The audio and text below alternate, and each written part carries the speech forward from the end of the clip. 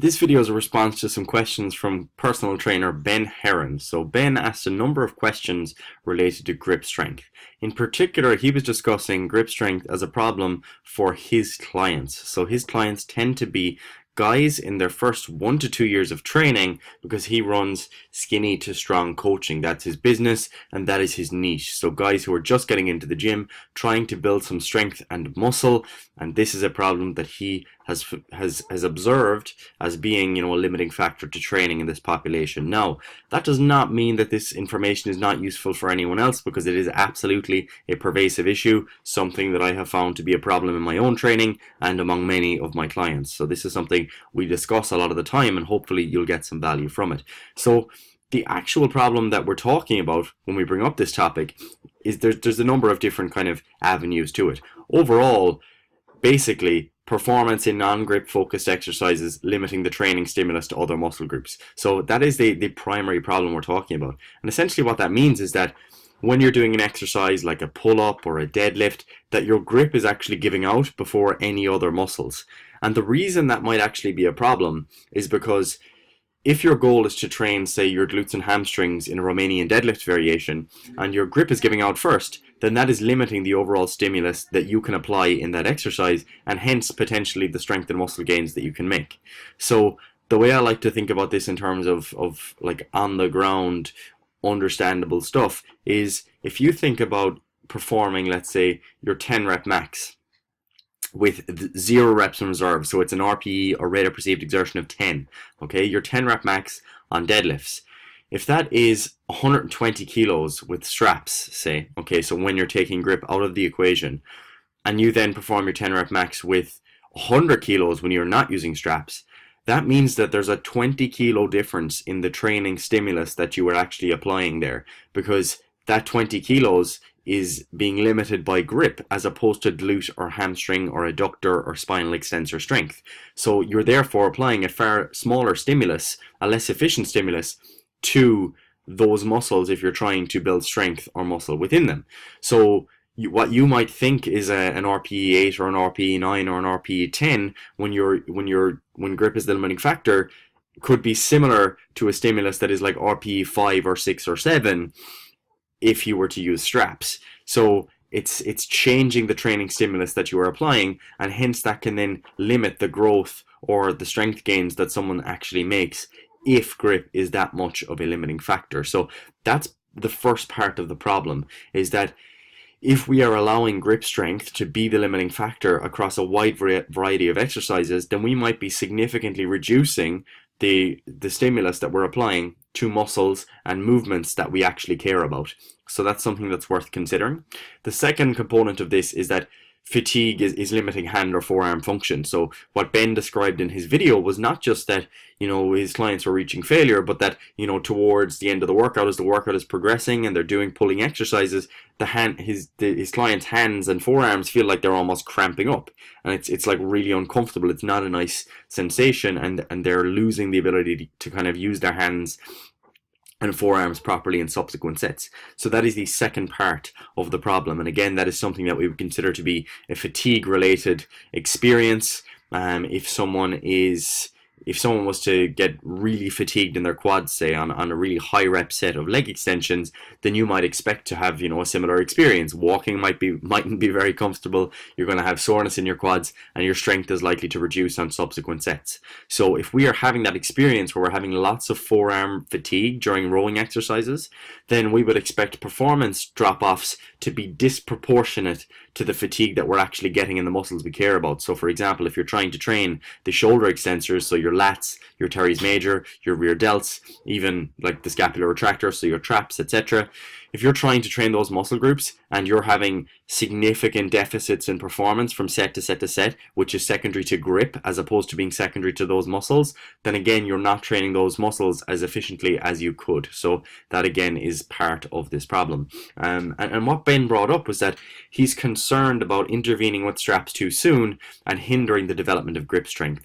And this is definitely a point that is worth bringing up, and it is something we're going to discuss in the next number of slides, because there is certainly a trade-off here where you don't want to allow the person to just use straps as a crutch all the time, but you also don't want grip strength to be such a limiting factor that you're not getting an efficient training stimulus on the muscle groups and in the movements that you're actually interested in. So the only other thing I would add here is that this is a common problem. This is something I have struggled with. This is something a lot of people struggle with, okay? If you are someone who's training for hypertrophy and you're doing lots of sets, let's say in the 8 to 15 repetition range, even on things like deadlifts, then grip is going to be a limiting factor. So this is something that people do struggle with. So do note that it is a common problem. If you're watching this and you're thinking, oh, is this just me? No, it's not just you. Okay. So the next thing to move on to here is what Ben brought up, is that he didn't want to do too much of the kind of classic bodybuilder grip forearm type of training. So, you might have seen things like wrist curls and stuff like that, and that can be quite boring, okay? And one of the things that I would definitely appreciate, for Ben's situation, is that he's working as a personal trainer. And do you really want to invest the limited time that you have with your clients into training grip? Okay, that mightn't be a worthwhile investment of your time, because your time with your clients is a time to give the necessary cueing on the exercises that are really important to them, to see how their deadlifts are going, to see how their squats are going, to have important discussions about nutrition and stuff like that. And isolating something like grip mightn't be a worthwhile use of that time. And also, your clients mightn't view it as a worthwhile use of their time, because if they're coming to you and you're spending 10 to 15 minutes working on their grip, then they might be thinking, oh God, like, is this really worth the 40, 50, 70 euros I'm spending per hour with this trainer? So that's definitely worth considering. And I do like to kind of break down the grip stuff into like muscle versus task specific training, because what Ben alluded to was that idea of like, isolating wrist flexion, isolating wrist extension. It's very difficult to make that fun, and it's very difficult to get someone to adhere to that, because it's just a very boring way of training. And that's why I put this diagram here on the right. What you can see like is that in the forearm, in the the anterior and posterior compartments, the muscles that flex and extend and lead to ulnar and radial deviation. So that type of movement, they're the movements of the wrist. So you got flexion, you got extension, you got ulnar and radial deviation in that direction. You can go around a circle, call that circumduction, whatever. Basically, the point I'm trying to make is that you've got lots of different muscles that are responsible for this stuff. So there's lots of muscles in the equation, and I think taking a muscle-focused approach just is relatively boring for your clients, and I think it's going to be difficult to make it meaningful to them. The other thing is that taking that specific focus where you're isolating movements as opposed to making a task specific is just a very futile use of your time and not very specific. So if you want to improve someone's grip strength, then I think making it specific to grip is useful, because there's a very clear purpose behind what you're doing, and it might be more effective to make it specific than to use like those actual if I could speak, concentric and eccentric contractions, as opposed to using the isometric contraction of actual grip training. So you can certainly use both, but I think making a task specific is probably useful. But the key thing to note here is, how can you make it fun? How can you make this an enjoyable thing for your clients to do? Because from my perspective, if you can make this fun and enjoyable, then you can get your clients to practice this beyond the time that you're actually with them within the gym, which I think is a far more effective way of going about this. Because realistically, training grip is very simple. You just have to put in the effort and the time. And if you can get someone to enjoy it to the point where they have a reason to do it beyond the gym, I think that's super helpful. And some of the ideas I've come up with here for Ben, for you specifically, there are a number of ways that you can actually make it fun. So for example, you could have the skinny to strong hang leaderboard. And basically what that would look like is, whether it's in your Facebook group or whether it's in the gym on a whiteboard or whatever, you'd have a leaderboard where all your guys are listed, and you see what length of time they can hang from two hands or even one hand with their body weight. So you note their times, and then they have an incentive to practice that on their own, and they have an incentive to try their best to improve their grip. And then, like, I'll discuss it in a moment, but you can then reframe what you're actually doing and what they're experiencing in a more positive light, and we'll discuss that in a moment. The second idea would be something like the mini plate challenge. Okay, so what you could do is get a number of 1.25 to 2.5 or even 5 kilo plates, and you have someone grip them like that. Okay, so if you grip the plates in your hand like that, and you see how long you can hold them for. So because you have to squeeze them all together, like if you have 4 or 5 of them, it's really challenging on your grip. And you might get your guys then to practice that when they're in the gym, because they know that, you know, there's a challenge going on there. So it could be the case that you have a little leaderboard there again, like, you know, Johnny can hold 2.5 kilo plates for 30 seconds, whereas, you know, Chris can hold 4, or me, Ben, I can hold 7 of these 2.5 kilo plates. So again, you try and make it fun. You try and create some sort of incentive there for people to actually practice it. Another idea could be something like a body weight static hold challenge. So what that would be, again, making it a little bit more specific to the types of things you're thinking about doing, like holding a barbell with their body weight on it and holding it for a max amount of time. Again, that's something you could track at an individual level with your clients, or you could create an actual leaderboard for your clients. Again, kind of making it fun, bringing it within the skinny to strong community, and creating that sort of culture that's there, and the desire to actually better themselves in these things that they might normally view as meaningful.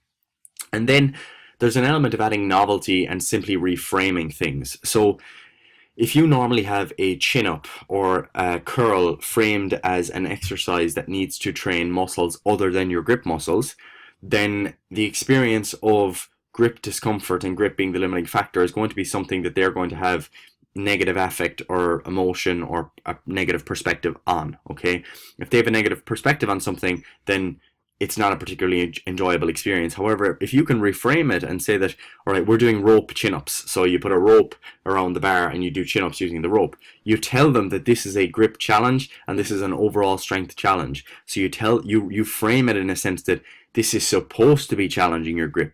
And then when it's the case that they experience the grip discomfort and grip being a limiting factor, they're already expecting that because you framed it in that way, as opposed to framing it in a way that this is all about feeling your lats. Because if you frame it in that way, that it's all about feeling your lats, and the person only feels it in their forearms, then again, they feel like they're failing, they feel that they're doing something wrong, and it takes away from that experience. Another example there would be something like reverse curls. So if you do reverse curls or even Zottman curls, if you start to do those, and you frame them as being forearm specific, so you know what, you're actually trying to feel that burn, you're trying to feel like grip is a limiting factor. If you can reframe it and make it novel in that sense, then again it becomes a little bit more enjoyable, because the person knows that they're supposed to be experiencing that. And I've seen that with a number of clients who I've, you know, programmed reverse curls for in particular. They'll say that, oh yeah, Gary, this exercise is good, but I'm feeling like my forearms are really giving out and that they're a limiting factor. And all I say in that case is that, oh, you know what, that's actually the goal. And you can even show them diagrams like this and say that, oh, you know, we're actually trying to work this brachioradialis, and we're trying to work the extensor carpi radialis longus and brevis, etc. You know, you start to frame it in that way and tell them that, you know, there's actually a purpose to this, and I want you to be feeling it there because there's really important muscles there that if we can get them stronger, one, you might have, you know, stronger, thicker looking forearms, which is definitely something to promote to your guys, because, you know, that's generally seen as a masculine thing, and they might like that idea. But also that if we can strengthen up these forearms, you'll be able to get stronger on other exercises. So again, you're reframing it in a positive light.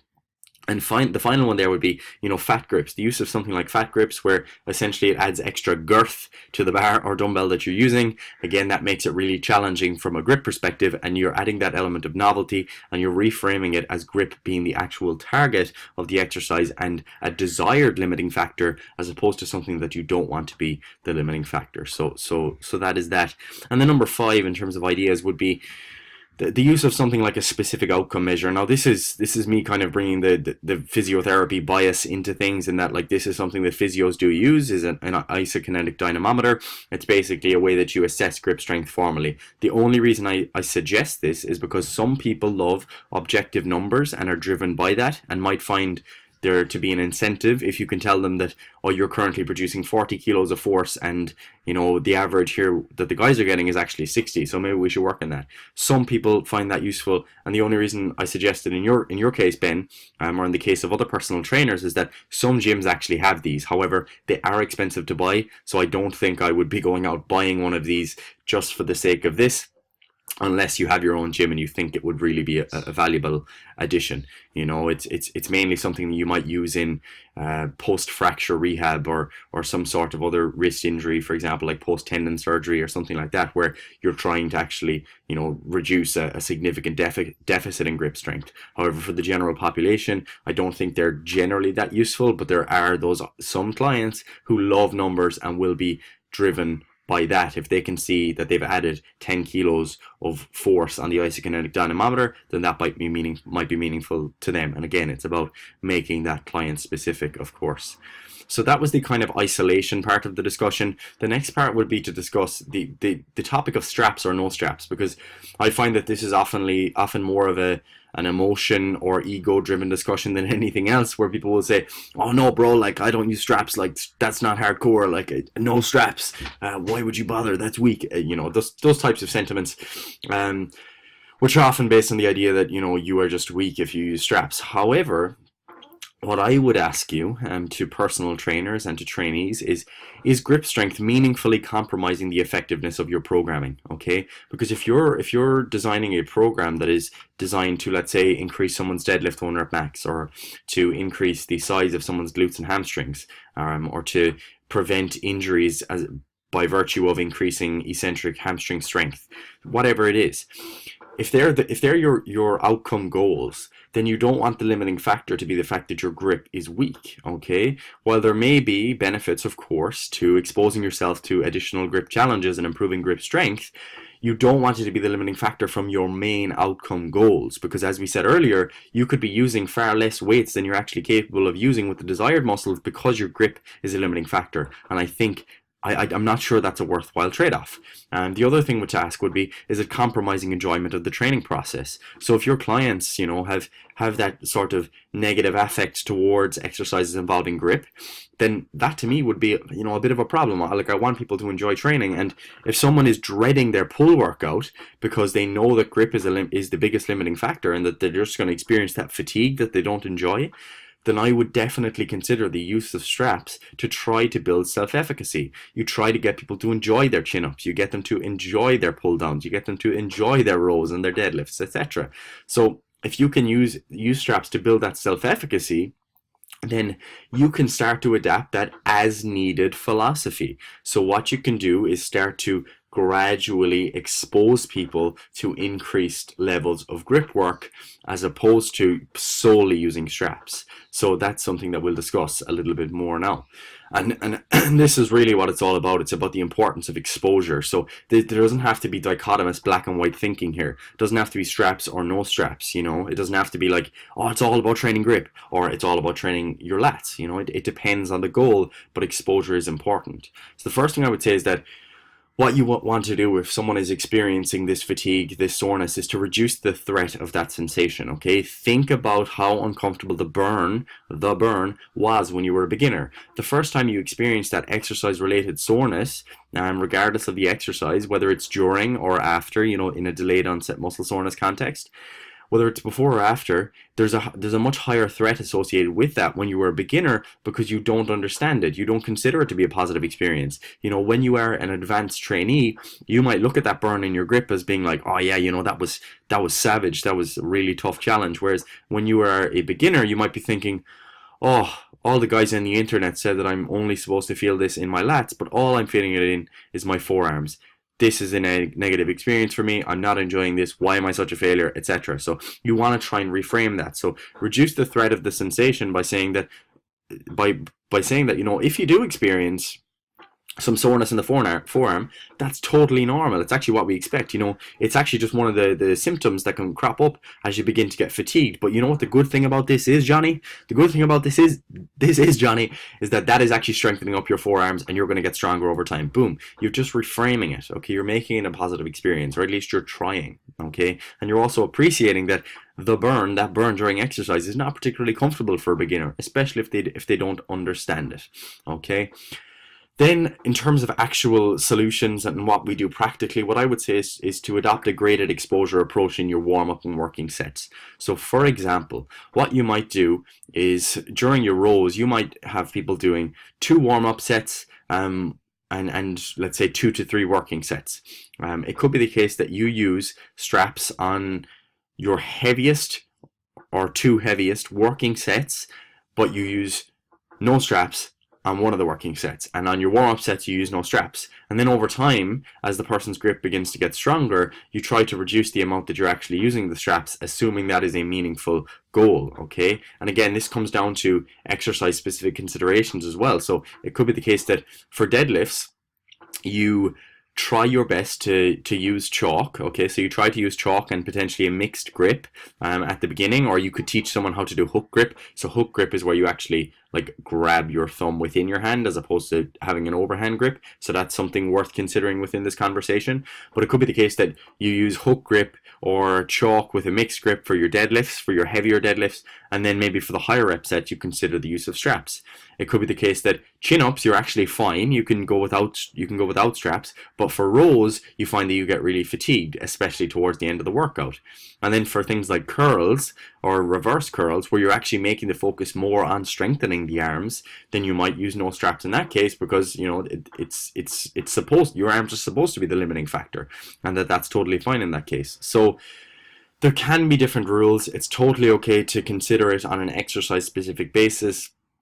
Overall, the take-home points that I would give you to any trainee watching this, or trainer, and to you specifically, Ben, would be to try and create some sort of novelty as it relates to grip training. Make it exciting, make it enjoyable, try and filter it into your community, your skinny to strong culture. I would say there are benefits to isolating grip training, for sure, especially if it is a big limiting factor for you, and especially if it's really limiting performance in other exercises. I wouldn't say that using exercises that have other goals as your primary means of grip training is a good idea, because I don't think you'll get people to buy into the idea that they're not really training their lats effectively, or their glutes effectively, or their hamstrings effectively, but at least they're training their grip. Because to me, that just kind of misses the actual outcomes that you're interested in. So I wouldn't shy away from using straps, but at the same time, I wouldn't shy away from exposing people to the discomfort of feeling fatigue in their grip and in their forearm. And I wouldn't shy away from actually training grip strength. So hopefully that gives you some things worth thinking about. This is a common question that I get from my clients, and hopefully that is useful to you if you are one of my clients or a Triage client and you're watching this. And Ben, in particular, I hope this was useful for you, and that this actually, you know, aids your clients in some way. Of course, if you are a personal trainer, or Ben yourself, if you want to share this with your clients or anyone that you know that you think this will be helpful for, then please feel free to do so.